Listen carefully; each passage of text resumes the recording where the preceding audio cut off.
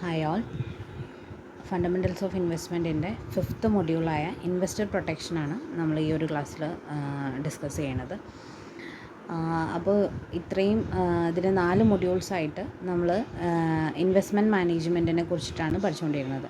ഇനി ഈ ഒരു മൊഡ്യൂളിൽ how to protect the interest of the investors എന്നുള്ളതാണ് നമുക്ക് നോക്കാൻ വേണ്ടിയിട്ട് പോണത്. ആൻഡ് അതിന് വേണ്ടിയിട്ടുള്ള എന്തൊക്കെ മെഷേഴ്സാണ് ഡിഫറെൻറ്റ് അതോറിറ്റീസ് എടുക്കുന്നത്, ആ കാര്യങ്ങളൊക്കെയാണ് ഈ ഒരു മൊഡ്യൂളിൽ നമുക്ക് നോക്കാനുള്ളത്. അപ്പോൾ ഇൻവെസ്റ്റർ പ്രൊട്ടക്ഷൻ നോക്കുന്നതിന് മുമ്പേ വാട്ട് ഈസ് സ്റ്റോക്ക് എക്സ്ചേഞ്ച് എന്നുള്ളത് നമ്മളൊരു ബ്രീഫായിട്ട് ഒന്ന് നോക്കാം. A stock exchange or securities exchange is an exchange where stock brokers and traders can buy and sell securities such as shares of stocks, bonds and other financial instruments. അപ്പോൾ നമുക്കറിയാം, investors എന്ന് പറയുന്നത് നമ്മളിവിടെ ഉദ്ദേശിക്കുന്നത് സ്റ്റോക്ക് എക്സ്ചേഞ്ചിലുള്ള ഇൻവെസ്റ്റേഴ്സിനെ കുറിച്ചിട്ടാണ്. അതായത് security മാർക്കറ്റിൽ investment നടത്തുന്ന ആൾക്കാരെയാണ് നമ്മളിവിടുത്തെ ഇൻവെസ്റ്റേഴ്സായിട്ട് കണക്കാക്കുന്നത്. അപ്പോൾ എന്താണ് stock exchange?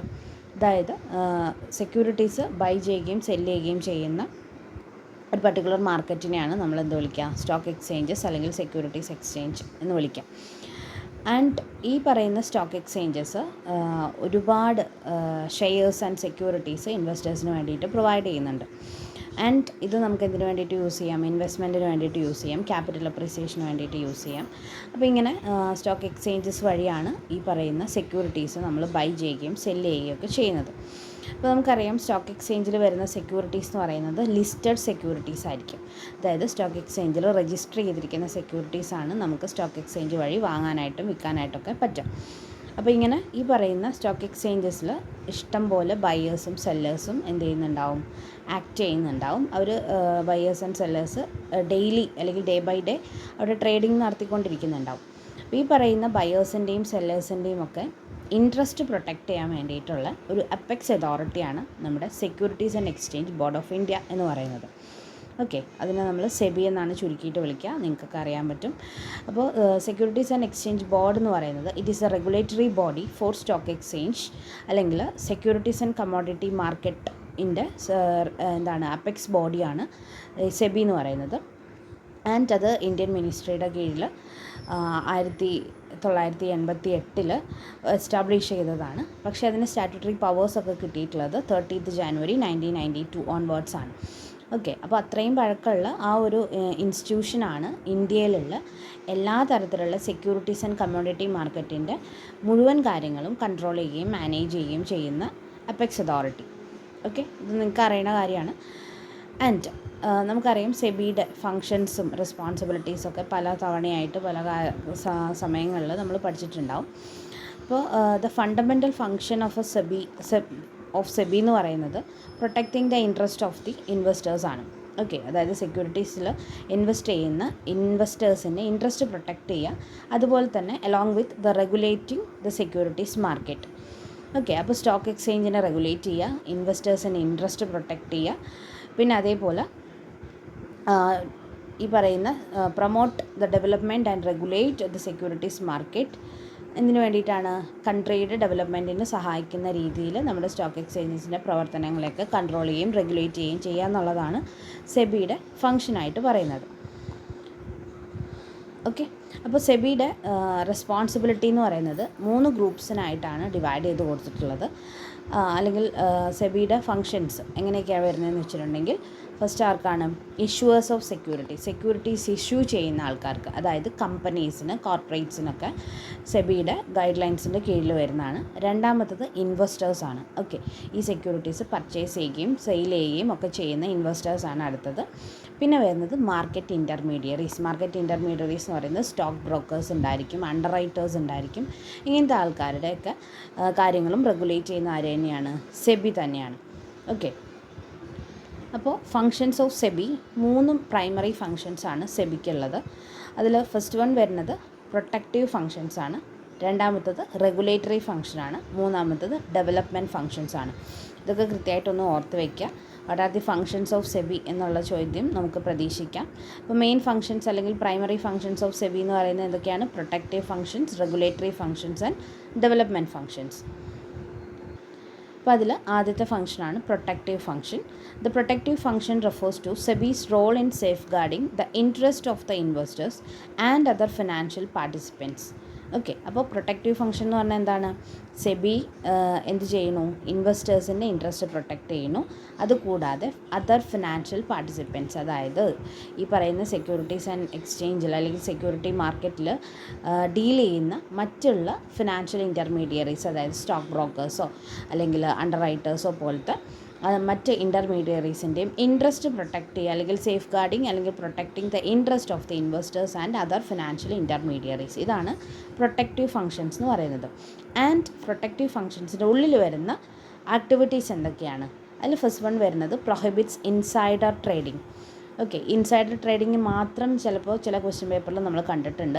What is insider trading എന്നുള്ളൊരു ക്വസ്റ്റ്യൻ. അപ്പോൾ insider trading is defined as the act of purchasing or selling securities by company insiders such as directors, employees and promoters. SEBI had made it illegal for firms to buy their own shares on the secondary market in order to discourage such trading. അപ്പോൾ insider trading എന്ന് പറയുന്നത് insiders, അതായത് ഒരു കമ്പനിയുടെ ഉള്ളിലുള്ള ആൾക്കാർ, കമ്പനിയുടെ ഏറ്റവും പ്രധാനപ്പെട്ട ആൾക്കാർ, അതുപോലെ ഡയറക്ടേഴ്സ്, കമ്പനിയുടെ എംപ്ലോയീസ് അല്ലെങ്കിൽ കമ്പനിയുടെ പ്രൊമോട്ടേഴ്സ്, ഇവർ തന്നെ സെക്കൻഡറി മാർക്കറ്റിൽ പോയിട്ട് അവരുടെ സ്വന്തം ഷെയർസ് പർച്ചേസ് ചെയ്യുകയും സെയിൽ ചെയ്യുകയും ചെയ്യുന്ന ആ ഒരു ആക്ടിവിറ്റീനെയാണ് നമ്മൾ എന്ത് വിളിക്കുക? ഇൻസൈഡർ ട്രേഡിംഗ് എന്ന് വിളിക്കുക. അതായത് കമ്പനീൻ്റെ ഉള്ളിൽ നടക്കുന്ന കാര്യങ്ങളെക്കുറിച്ച് കൃത്യമായി ധാരണയുള്ള ആൾക്കാർ എന്ത് ചെയ്യുന്നു? അവർക്കറിയാം അടുത്തതായിട്ട് നമ്മൾ കമ്പനി എന്ത് സ്റ്റെപ്പ് എടുക്കാൻ പോകണം. ഇപ്പോൾ കമ്പനി എക്സാമ്പിൾ പറയുകയാണെങ്കിൽ, ഇപ്പോൾ കമ്പനി ഒരു എക്സ്പാൻഷന് വേണ്ടിയിട്ട് തുടങ്ങുകയാണ്, അല്ലെങ്കിൽ മറ്റൊരു കമ്പനി ഏറ്റെടുക്കാൻ വേണ്ടിയിട്ട് പോവുകയാണ്. അപ്പോൾ ഈ ഒരു ഇൻഫർമേഷൻ അറിഞ്ഞു കഴിഞ്ഞാൽ ഓട്ടോമാറ്റിക്കായിട്ട് നമ്മുടെ കമ്പനിയുടെ ഷെയറിൻ്റെ പ്രൈസ് കൂടാനോ കുറയാനോ സാധ്യതയുണ്ട്. അപ്പോൾ ഈ ഒരു ഇൻഫർമേഷൻ ആദ്യമേ അറിയുന്ന ആൾക്കാർ എന്ത് ചെയ്യും? സെക്കൻഡറി മാർക്കറ്റിൽ പോയിട്ട് അവരുടെ ഷെയർസ് എയ്തർ ബൈ ചെയ്യുക അല്ലെങ്കിൽ സെയിൽ ചെയ്യുകയോ ചെയ്യും. അപ്പോൾ ഈ ഇൻഫർമേഷൻ അറിയാവുന്ന ആൾക്കാർ പോയിട്ട് എന്ത് ചെയ്യുന്നു? സെക്കൻഡറി മാർക്കറ്റിൽ നിന്ന് ആ ഷെയർ അവർക്ക് വേണ്ട ലാഭം ഉണ്ടാക്കുന്ന രീതിയിൽ വാങ്ങുകയോ വിൽക്കുകയോ ചെയ്യുന്നു. ഈ ഒരു പ്രാക്ടീസിനെയാണ് നമ്മൾ എന്ത് വിളിക്കുക? ഇൻസൈഡർ ട്രേഡിംഗ് എന്ന് വിളിക്കാം. അതായത് ഇൻസൈഡേഴ്സിന് അവരുടെ കമ്പനീനെ കുറിച്ചിട്ടുള്ള കാര്യങ്ങൾ കൃത്യമായിട്ട് അറിയുന്ന ആൾക്കാർ അവരെന്ത് ചെയ്യുന്നു? സെക്കൻഡറി മാർക്കറ്റിൽ പോയിട്ട് അവർക്ക് ഫേവറബിൾ ആയിട്ടുള്ള രീതിയിൽ സെക്യൂരിറ്റീസ് വാങ്ങുകയോ വിൽക്കുകയോ ചെയ്യുന്ന ആ ഒരു പ്രാക്ടീസിനെയാണ് ഇൻസൈഡർ ട്രേഡിംഗ് എന്ന് വിളിക്കുന്നത്. അപ്പോൾ ഈ ഒരു പ്രാക്ടീസിനെ സെബി എന്ത് ചെയ്തിട്ടുണ്ട്? പ്രൊഹിബിറ്റ് ചെയ്തിട്ടുണ്ട്. അങ്ങനെ ചെയ്യാൻ പാടില്ല. കാരണം അറിയുന്ന അധികം നമുക്ക് കിട്ടുന്ന ന്യൂസ് വെച്ചിട്ട് നമ്മൾ എന്ത് ചെയ്യുന്നു? നമ്മൾ തന്നെ ലാഭം ഉണ്ടാക്കാൻ വേണ്ടിയിട്ട് ശ്രമിക്കുന്നു. അപ്പോൾ ഈ ഒരു പ്രാക്ടീസിനെ പ്രൊഹിബിറ്റ് ചെയ്യുക എന്നുള്ളതാണ് ഒന്ന് പ്രൊട്ടക്റ്റീവ് ഫംഗ്ഷനിൽ വരുന്ന ഒരു ആക്ടിവിറ്റി എന്ന് പറയുന്നത്. അടുത്തത് രണ്ടാമത്തത് monitor price rigging. Price rigging എന്ന് പറയുന്നത് it is the act of generating abnormal changes in the price of securities by either boosting or decreasing the market price of equities resulting in unanticipated loss for investors. അപ്പോൾ ഈ പറയുന്ന price rigging എന്ന് പറയുന്നത് ഇതുപോലെ prohibit ചെയ്തിട്ടുള്ളൊരു ആക്ടിവിറ്റിയാണ്. Price rigging ചെയ്യുക എന്ന് പറഞ്ഞിട്ടുണ്ടെങ്കിൽ സെക്യൂരിറ്റീസിൻ്റെ പ്രൈസിൽ, അപ്പോൾ പ്രൈസ് റിഗ്ഗിങ് എന്ന് പറയുന്നത് നമ്മുടെ സെക്യൂരിറ്റീസിൻ്റെ മാർക്കറ്റ് പ്രൈസിൽ അബ്നോർമലായിട്ട് എന്ത് ചെയ്യാം? പ്രൈസ് ബൂസ്റ്റ് ചെയ്തു അല്ലെങ്കിൽ ബൂസ്റ്റ് ചെയ്യുകയോ അബ്നോർമലായിട്ട് പ്രൈസ് കുറയ്ക്കുകയോ ചെയ്യാം. അപ്പോൾ ഇങ്ങനെ ഒരു എന്താണ് നോർമലി മാർക്കറ്റ് കണ്ടീഷൻസിനനുസരിച്ച് നമ്മുടെ ഡിമാൻഡ് ആൻഡ് സപ്ലൈ വെച്ചിട്ടാണ് സാധാരണഗതിയിൽ എന്ത് വരിക? സെക്യൂരിറ്റീസിൻ്റെ പ്രൈസ് മാർക്കറ്റ് പ്രൈസിൽ വ്യത്യാസങ്ങൾ വരിക. അപ്പോൾ ഈ ഒരു വ്യത്യാസങ്ങൾ അല്ലാതെ മാനിപ്പുലേറ്റ് ചെയ്യുന്ന രീതിയിൽ, അതായത് അതിൽ എന്തെങ്കിലും തരത്തിലുള്ള മാൽ പ്രാക്ടീസസ് നടത്തിയിട്ട് market price of the securities കൂട്ടുകയോ കുറയ്ക്കുകയോ ചെയ്യുന്ന രീതിയിൽ അങ്ങനെ കാണിക്കാം. അപ്പോൾ അങ്ങനെ വരുമ്പോൾ ഓട്ടോമാറ്റിക്കായിട്ട് കുറേ ഇൻവെസ്റ്റേഴ്സ് എന്ത് ചെയ്യും? ആ ഒരു ബൂസ്റ്റിംഗ് പ്രൈസിങ് കണ്ടിട്ട് സെക്യൂരിറ്റീസ് വാങ്ങുകയോ വിൽക്കുകയോ ഒക്കെ ചെയ്യും. അപ്പോൾ അത് ചിലപ്പോൾ എന്ത് സംഭവിക്കാം? ആക്ച്വലി ഇൻവെസ്റ്റേഴ്സിന് ചിലപ്പോൾ വളരെയധികം നഷ്ടമോ ചിലപ്പോൾ വളരെയധികം ലാഭമോ കിട്ടാനുള്ള ഒരു പോസിബിലിറ്റി ഉണ്ട്. അപ്പോൾ ഈ ഒരു പ്രശ്നമാണ് പ്രൈസ് റിഗ്ഗിങ് എന്ന് പറയുന്നത്. ഇതും ഈ പറയുന്ന പോലെ സെക്യൂരിറ്റീസ് ആൻഡ് എക്സ്ചേഞ്ച് ബോർഡ് എന്ത് ചെയ്തിട്ടുണ്ട്? പ്രൊഹിബിറ്റ് ചെയ്തിട്ടുള്ളൊരു ആക്ടിവിറ്റിയാണ്. ദെൻ അടുത്തൊരു ഫംഗ്ഷൻ എന്ന് പറയുന്നത് പ്രൊമോട്ടിംഗ് എത്തിക്കൽ ബിസിനസ് പ്രാക്ടീസസ് എന്നുള്ളതാണ്. പിന്നെ വരുന്നത് to provide financial in education. Okay, അപ്പോൾ ഇൻവെസ്റ്റേഴ്സിന് വേണ്ടിയിട്ടുള്ള അതുപോലെ ഇൻ്റർമീഡിയറ്റ്സിന് വേണ്ടിയിട്ടുള്ള എഡ്യൂക്കേഷൻസ് പ്രൊവൈഡ് ചെയ്യുക, എഡ്യൂക്കേഷൻ ആക്ടിവിറ്റീസ് അവർക്ക് വേണ്ട കാര്യങ്ങളൊക്കെ എന്താ ചെയ്യുക? കൃത്യമായിട്ട് എഡ്യൂക്കേറ്റ് ചെയ്യുക. ഓൺലൈനായിട്ടും ഓഫ്ലൈനായിട്ടും വർക്ക്ഷോപ്സും സെമിനാർസൊക്കെ കണ്ടക്ട് ചെയ്തിട്ട് ഇൻവെസ്റ്റേഴ്സിനെ എന്ത് ചെയ്യുക? എഡ്യൂക്കേറ്റ് ചെയ്യുക എന്നുള്ളതും സെബിയുടെ ഒരു എന്താണ് ഫംഗ്ഷൻ്റെ ഭാഗമായിട്ട് വരുന്നതാണ്. ഇനി സെബിയുടെ രണ്ടാമത്തെ സെറ്റ് ഓഫ് ഫംഗ്ഷനാണ് റെഗുലേറ്ററി ഫങ്ഷൻസ്. റെഗുലേറ്ററി ഫങ്ഷൻസ് എന്ന് പറയുന്നത്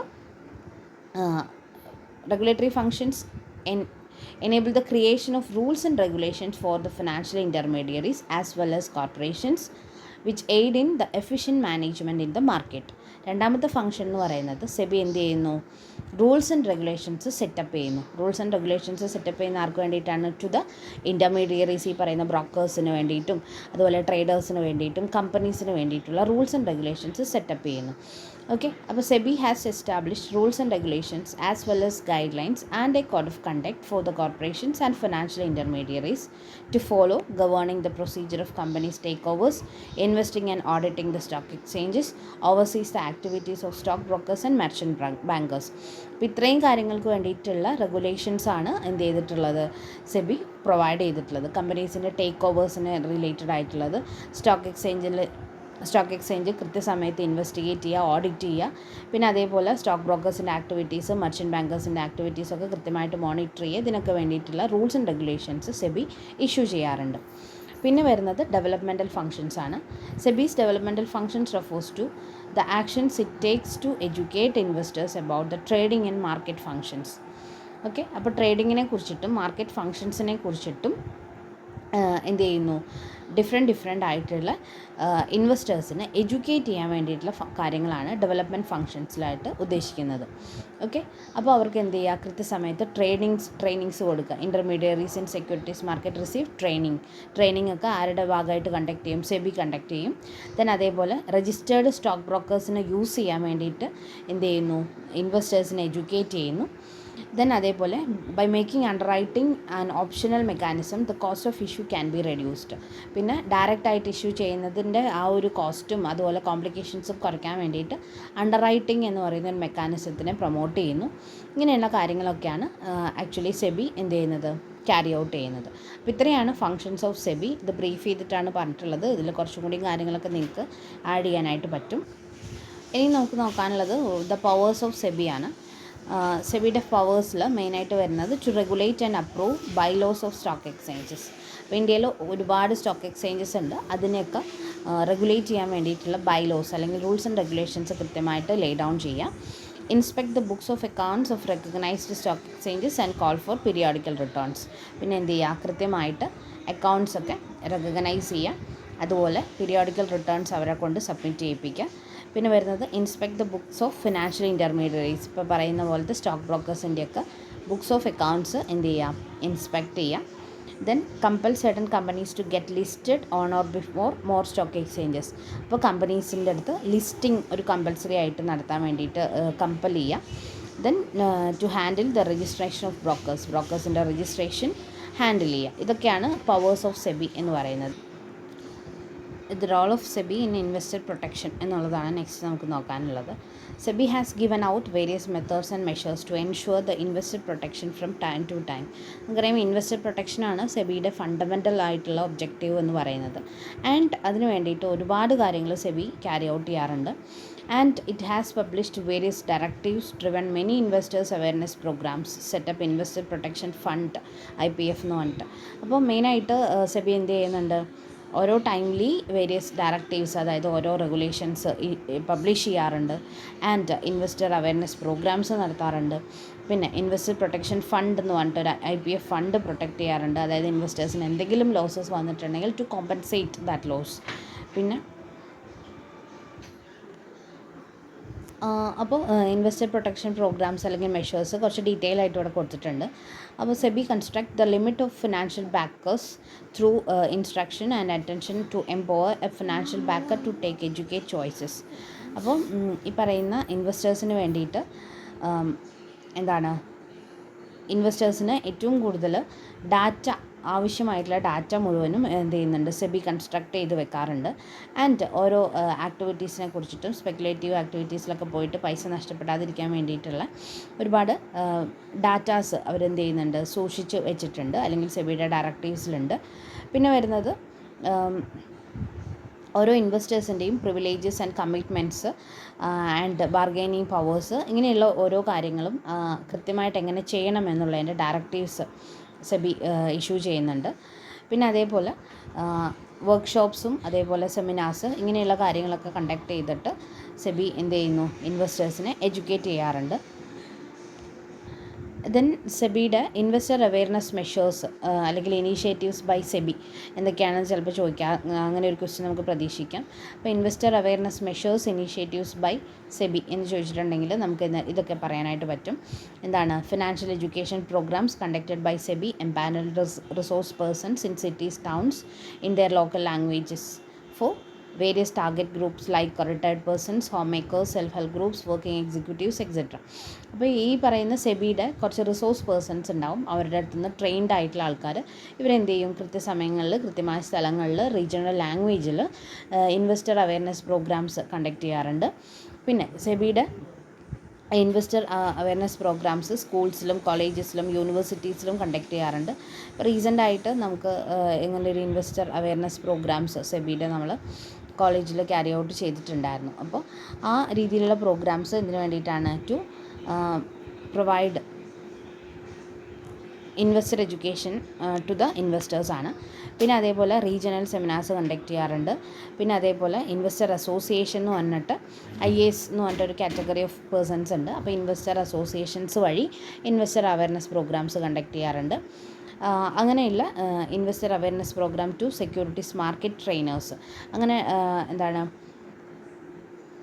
SMATs പറഞ്ഞിട്ട് സെക്യൂരിറ്റി മാർക്കറ്റ് ട്രെയിനേഴ്സ് ഉണ്ടാവും. സെക്യൂരിറ്റി മാർക്കറ്റിൽ ട്രേഡ് ചെയ്യുന്ന ആൾക്കാരുടെ ട്രെയിനിങ്സ് കൊടുക്കുന്ന ആൾക്കാർ, അവരുടെ മകമായിട്ട് എന്ത് ചെയ്യുന്നു, ട്രെയിനിങ് പ്രോഗ്രാംസൊക്കെ സെബി എന്ത് ചെയ്യാറുണ്ട്, കണ്ടക്ട് ചെയ്യാറുണ്ട്. അപ്പോൾ അതൊക്കെയാണ് investor protection programmes conducted by SEBI.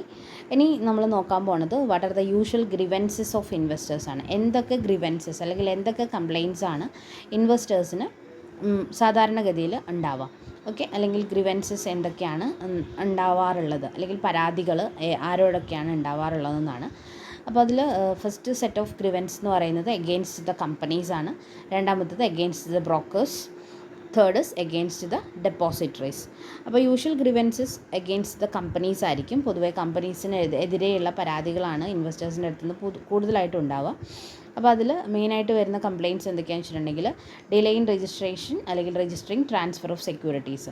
While നമ്മളൊരു സെക്യൂരിറ്റി പർച്ചേസ് ചെയ്ത് കഴിഞ്ഞിട്ടുണ്ടെങ്കിൽ സെക്യൂരിറ്റി എന്ത് ചെയ്യണം, രജിസ്റ്റർ ചെയ്യണം. ആൻഡ് അതിൻ്റെ ഷെയർ സർട്ടിഫിക്കറ്റ് നമുക്ക് ട്രാൻസ്ഫർ ചെയ്തിരിക്കണം. അപ്പോൾ ഇമീഡിയറ്റ് എഫക്റ്റിൽ അത് ട്രാൻസ്ഫർ ചെയ്തിട്ടില്ല, അതിൽ ഡിലേ വരുത്തുന്നുണ്ട് എന്നുണ്ടെങ്കിൽ ഇൻവെസ്റ്റേഴ്സിന് എന്ത് ചെയ്യാൻ പറ്റും, കമ്പനിക്കെതിരെ കംപ്ലയിൻറ്റ് കൊടുക്കാനായിട്ട് പറ്റും. പിന്നെ വരുന്നത് non payment or delay in payment of dividend ആണ്. പിന്നെ അടുത്തൊരു പ്രശ്നം വരുന്നത് ഡിവിഡൻറ്റിൻ്റെ പേയ്മെൻ്റ് ആണ്. നോർമലി ഡിവിഡൻഡ് ഡിക്ലെയർ ചെയ്ത് കഴിഞ്ഞാൽ അതിൻ്റെ 30 ദിവസത്തിനുള്ളിൽ എന്ത് ചെയ്തിരിക്കണം എന്നാണ്, ഇൻവെസ്റ്റേഴ്സിന് അത് കൊടുത്തിരിക്കണം എന്നാണ്, ഡിവിഡൻഡ് പേ ചെയ്തിരിക്കണം എന്നാണ്. ഈ പറയുന്ന പ്രൊസീജിയർ ഡിലേ വരുത്തുക ആൻഡ് അതിൽ മാനിപ്പുലേഷൻസ് വരുത്തൊക്കെ ചെയ്ത് കഴിഞ്ഞാൽ ഇൻവെസ്റ്റേഴ്സിന് എന്ത് ചെയ്യാം, കംപ്ലയിൻറ്റ് കൊടുക്കാനായിട്ട് പറ്റും. പിന്നെ വരുന്നത് non repayment or delayed repayment of public deposit. പിന്നെ അപ്പോൾ കമ്പനിയിൽ കൊടുത്തിരിക്കുന്ന ഡെപ്പോസിറ്റ്സ് തിരിച്ച് കിട്ടാതിരിക്കുക, അങ്ങനത്തെ ഒരു പ്രശ്നം വരാറുണ്ട്. അപ്പോൾ അതിന് കംപ്ലയിൻറ്റ് കൊടുക്കാം. പിന്നെ non receipt of right issue offer. പിന്നെ ഈ പറഞ്ഞ പോലെ റൈറ്റ് ഇഷ്യൂ ഓഫേഴ്സ് കിട്ടാതിരിക്കുക, അല്ലെങ്കിൽ എലിജിബിൾ ആയിട്ടുള്ള ഷെയർ ഹോൾഡേഴ്സിന് റൈറ്റ് ഇഷ്യൂ ഓഫർ കൊടുക്കാതിരിക്കുക. അങ്ങനെ ചെയ്യുമ്പോൾ അവർക്ക് എന്ത് ചെയ്യാം, കമ്പനീസിനെതിരെ കംപ്ലയിൻറ്റ് കൊടുക്കാനായിട്ട് പറ്റും.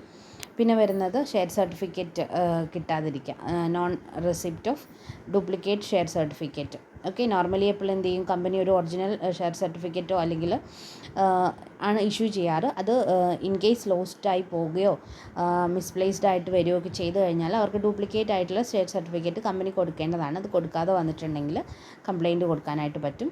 പിന്നെ വരുന്നത് ട്രാൻസ്മിഷൻ ഓഫ് ഷെയർസ് ആണ്. That is while death of an investor, അയാളുടെ എന്താണ് ലീഗൽ ഹയേഴ്സിന് വേണ്ടിയിട്ട് ഈ ഷെയർ എന്ത് ചെയ്യാൻ, ട്രാൻസ്ഫർ ചെയ്യാനായിട്ട് പറ്റും, ഓണർഷിപ്പ്.